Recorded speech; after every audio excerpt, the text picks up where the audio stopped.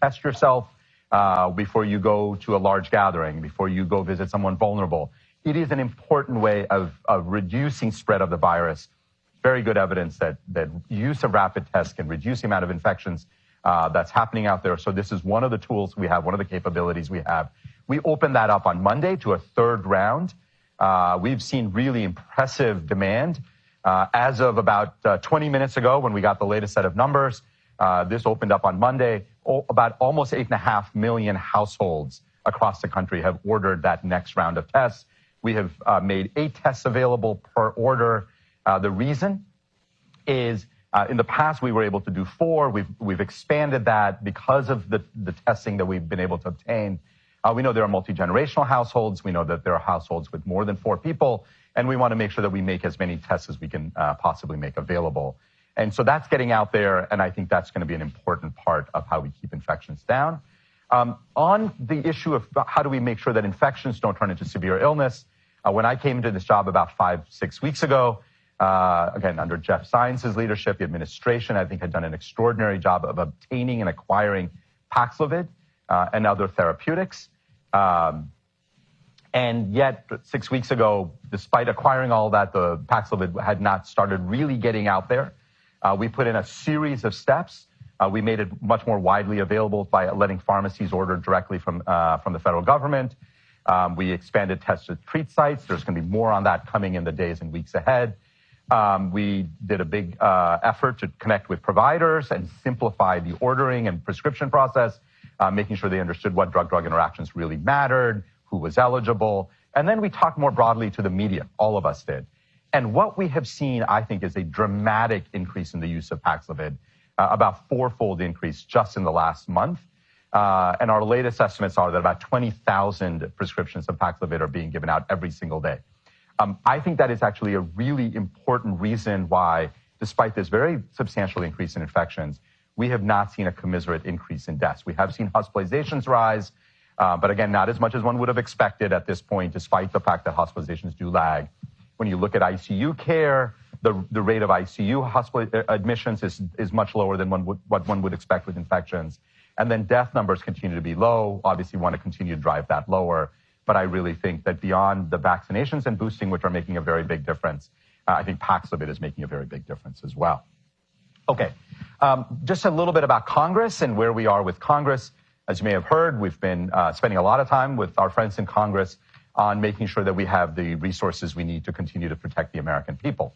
As I have laid out, the key tools, the key capabilities that we know prevent infections and reduce severity, masking, testing, vaccinations, therapeutics, ventilation and filtration, of course, as well. Those are the major tools. And we want to make sure that as this virus continues to evolve, as we go into the fall and winter, that we're able to continue to protect Americans. Again, you'll hear more about this from Dr. Fauci, but we're in the middle of developing new vaccines, potentially bivalent vaccines. FDA is going to be looking at the data on this, making decisions. Our expectation is that we'll probably get a new generation of vaccines, or certainly we need to plan for that. And I want to make sure we have enough resources that we can buy enough vaccines for every American who wants one. I think that is absolutely critical. We do not have the resources to do that right now. So without additional funding from Congress, we will not be able to buy enough vaccines for every American who wants one once these new generation of vaccines come out in the fall and winter. We're using therapeutics to save lives. We've got to continue doing that. At some point, we're going to run out of the treatments we have. And without additional resources, we will find ourselves in the fall or winter with people getting infected and no treatments available for them because we will have run out. There are new generations of treatments that are coming online, companies that are making them with some very promising data. The U.S. government and no one in the United States is in negotiations with these companies for these treatments because we don't have the resources. The companies know that, and therefore we can't ensure that Americans get access to the next generation of therapies that will also be available. And if we don't get more resources from Congress, what we will find in the fall and winter is we will find a period of time where Americans can look around and see their friends in other countries in Europe and Canada with access to these treatments that Americans will not have. Last but certainly not least is on the issue of testing. We've done a lot of work to build up domestic manufacturing capacity, to purchase tests. Obviously, demand for tests falls when infection numbers drop. As that happened, it was really important for us to step in and keep that demand high enough so that companies could continue manufacturing without additional resources. We've already started seeing this. Companies, domestic manufacturers are laying off workers. They're shutting down production lines. In the upcoming weeks, we're going to see them sell off their equipment and get out of this business. And we may very well find ourselves without additional resources in the fall, without enough tests, no domestic manufacturing capability, and us having to rely on other countries and other manufacturers outside the United States to make sure that we can get tests for the American people. All of this is incredibly preventable. We should be doing everything we can to make sure that that scenario does not come to be. We are planning for all sorts of contingencies, but I remain very, very confident that Congress will step up and protect the American people. Let me just finish off by saying, we're more than 2 years into this pandemic. People are tired. People want to move on. The good news is we're in way better place than where we were 2 years ago, largely because of the capabilities that science has delivered for us. Vaccines, boosters, therapeutics, testing, masks, all of that make an enormous difference.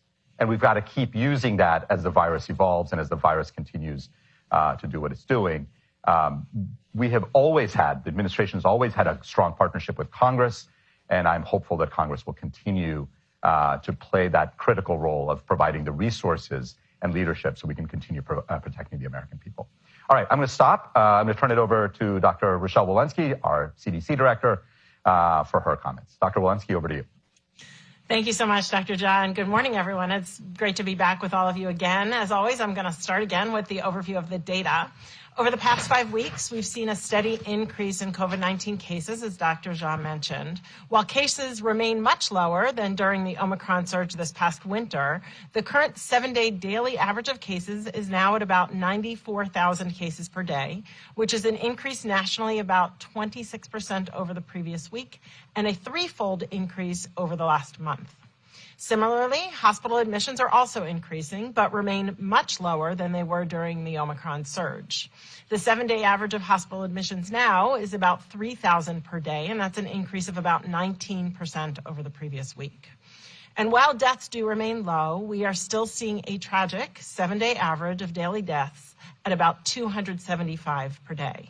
And we, of course, must remember that each person lost to COVID-19 is a tragedy and that nearly 300 deaths a day is still far too many.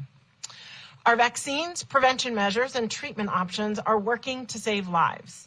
However, we know that those who are not consistently using these tools when recommended continue to remain vulnerable to serious disease, hospitalization, and death. As Dr. Josh shared, we have many tools to help prevent severe disease from COVID-19, including vaccination and boosters.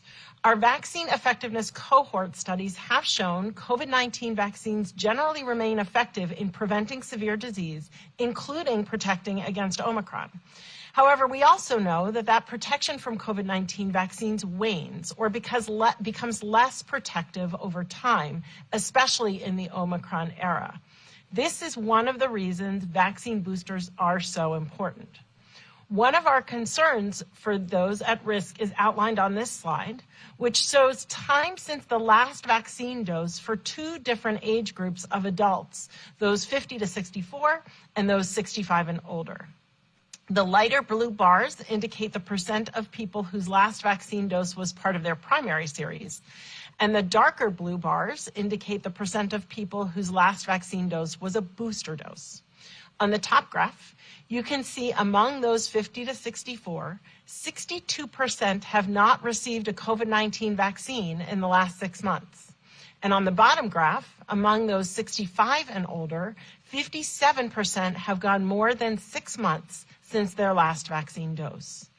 Many of these individuals are eligible for another COVID-19 vaccine dose now, a dose that may help strengthen their protection against infection, urgent care visits, and especially hospitalization and death.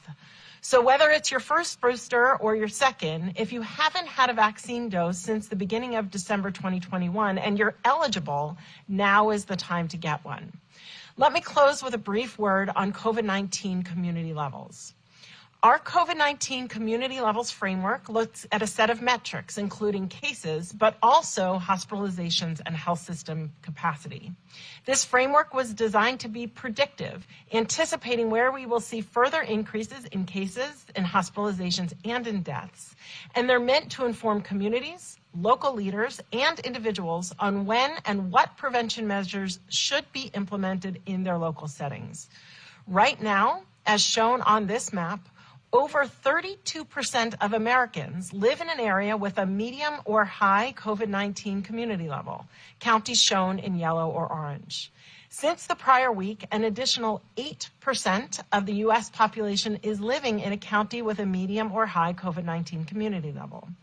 For areas currently with high COVID-19 community levels, those in orange, we urge local leaders to encourage the use of prevention strategies like masking in public indoor settings and increasing access to testing and to treatment. For individuals, COVID-19 community levels can also be used to inform personal decisions on how to best protect oneself. In areas where community levels are high, everyone should be using prevention measures and wearing a mask in public indoor settings. In areas with medium COVID-19 community levels in yellow, individuals should consider taking prevention measures based on their own risk, like avoiding crowds, wearing a mask, increasing their testing, especially before gathering with others indoors. And in any COVID-19 community levels, individuals may always choose to wear a mask to protect themselves from infection. As we're currently seeing a steady rise of cases in parts of the country, we encourage everyone to use the menu of tools we have today to prevent further infection and severe disease, including wearing a mask, getting tested, accessing treatments early if infected, and getting vaccinated or boosted, especially if you're over 50 and if your last dose was more than 5 months ago. Thank you very much. I'll now turn things over to Dr. Fauci. Thank you very much, Dr. Walensky. What I'd like to do over the next few minutes is to dig a little bit deeper in the issue of variants and put that in the context of what you have just heard from Dr. Jha and Dr. Walensky regarding the increase in cases. Let's take a look at the global situation going from April 2021 to the present time. And as you can see, going from left to right, we've had the evolution over time of different variants that have progressively dominated the situation globally as determined by the sequencing of various isolates throughout the world. And as you can see, we went from a group of alpha, beta, gamma early on, overtaken completely by Delta, and most recently, over the last 6 months, 5 to 6 months, we've seen Omicron dominate. How does that spell out with regard to the different waves that we have seen in the United States? Next slide. As you can see here, we're looking at the United States now. And again, going from left to right, we had our alpha wave, our delta wave, and then we had a big, big spike with Omicron, which has gone down. And now over the last several weeks, as you've heard from both Dr. Jha and Dr. Walensky, we're seeing increases in cases. How does that really relate to the evolution of these variants? Next slide. Right now, going with the United States as an example, again, the data are really very clear and really somewhat fascinating. If you go from the left to the right, you see in the Omicron era, when we had BA1 in the orange, gradually over time, over a period of months, it got taken over by BA 1.1 and BA 2, which is the purple that got larger and larger until around April, the beginning of April, the end of March, we started to see the very dark purple, which was the BA 2.12.1. And when you see the gradual evolution of one particular variant overtaking another, there is a reason for that. Next slide. Here we see the exact same thing that South Africa is experiencing, but only a little bit different than what we are seeing here in the United States, because they went through the same evolution of one variant taking over another variant, taking over another. And now, as we've heard from our South African colleagues, they are seeing a BA4 and BA5. BA4 particularly in the West Cape, in Cape Town, and BA5 in KwaZulu-Natal. And this is what they are currently seeing, and it is expected that this particular dominance will continue. Why is that the case? Next slide. This is a very simple schematic diagram of the stepwise increase in transmissibility going from left to right. Note, the big jump was from Delta to Omicron. That was a multifold increase in transmissibility.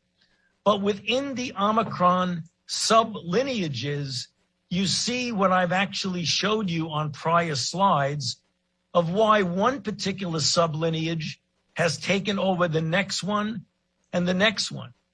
And as you go to the far right, that's what I just showed you on the South African slide. So what does that tell us? Next slide. As you've heard again, both from Dr. Jha and Walensky, we are experiencing an increase in cases, certainly more increase in infections, since one undercounts because of the situation with regard to home tests that people may not be reporting.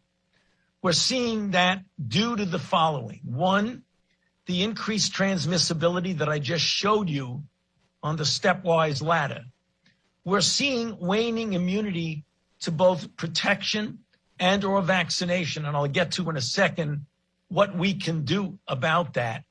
And also, as we all know, there has been a relaxation of mitigations, of people not wearing masks indoor and having a lot more of indoor congregating without masks. So on the final slide, how do we meet the challenge that has been posed to us by the variants? Let's look at some of the facts. Variants will continue to emerge if the virus circulates globally. A strong argument for what Dr. Jha said about a global pandemic requires a global response. We can keep the level of virus to the lowest possible level, which is the best way to avoid variants, because the less replication, the less mutation, the less mutation, the less variants. Importantly, vaccines continue to provide strong protection against severe disease. And that's the reason why, as cases go up, and even more infections than are recorded cases, the discrepancy or ratio between hospitalization and cases clearly is much less than it was, for example, in the Delta wave. However, immunity does wane, and that is why it is so important to stay up to date with vaccines and particularly boosters, apropos of the slide that Dr. Walensky just showed you. Again, we can do very simple things like improving ventilation in indoor spaces where possible, and to monitor the levels in your community by the color codes that Dr. Walensky showed you, and follow the CDC guidance and recommendations for masks and other mitigations.